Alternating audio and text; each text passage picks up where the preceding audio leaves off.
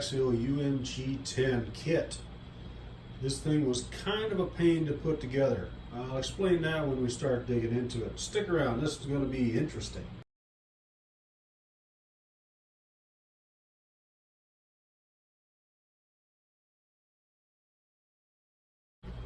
This kit was not as well organized as my other kits. For one thing, the bolts were not bagged up like they usually are. I don't know why suddenly Axial has decided that they don't need to do that right, but this time everything was just kind of in disarray. The screws weren't in the right bags.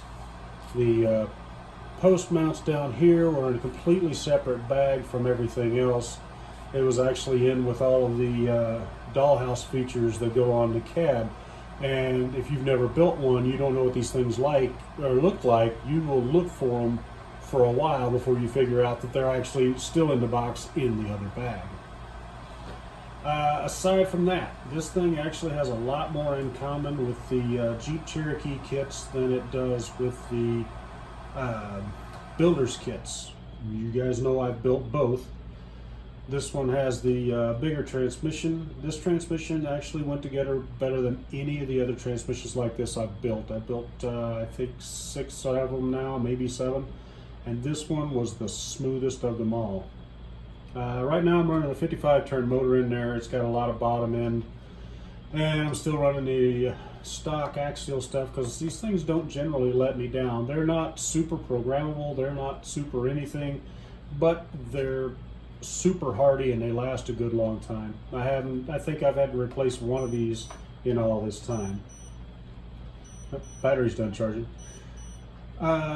If you guys are thinking about putting this together yourself, it's really a fun build. It took me a while to get it to go together because there is really a lot to this body. You've got the front cab, of course, you've got the grille and the lights and all that stuff, plus these side panels are separate from the top panel, and then the bars are all separate. Not really sold on that spare tire being there, but it was in the kit, so that's where it is. All of the bars went together pretty good. The screw at the top here, actually I've seen people complain about not being able to pick it up by the cage, but really I haven't had any problems with that.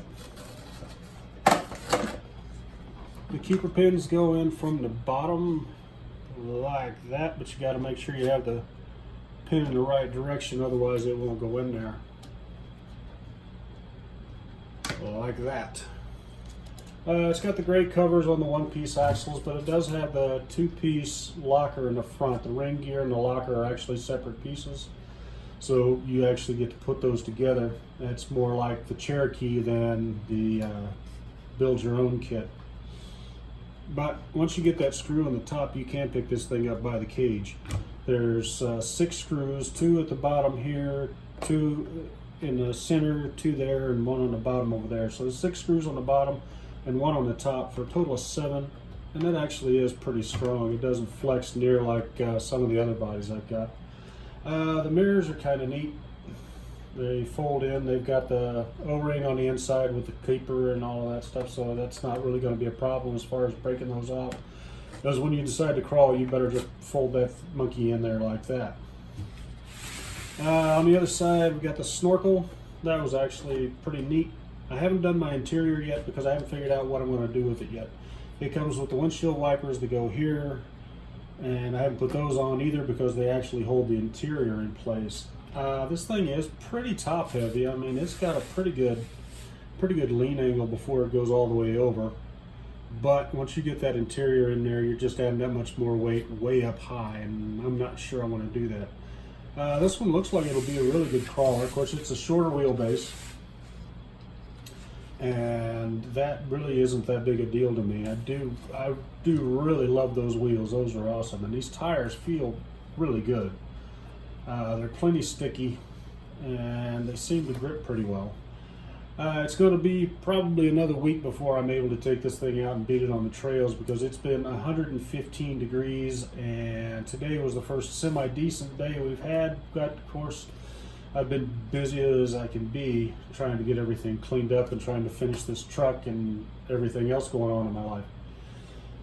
So I will probably do a break-in video on this one next week. If you've got any questions, leave them in the comments below. Any suggestions are always welcome. Share, subscribe, like, and all of that stuff. Thanks, guys.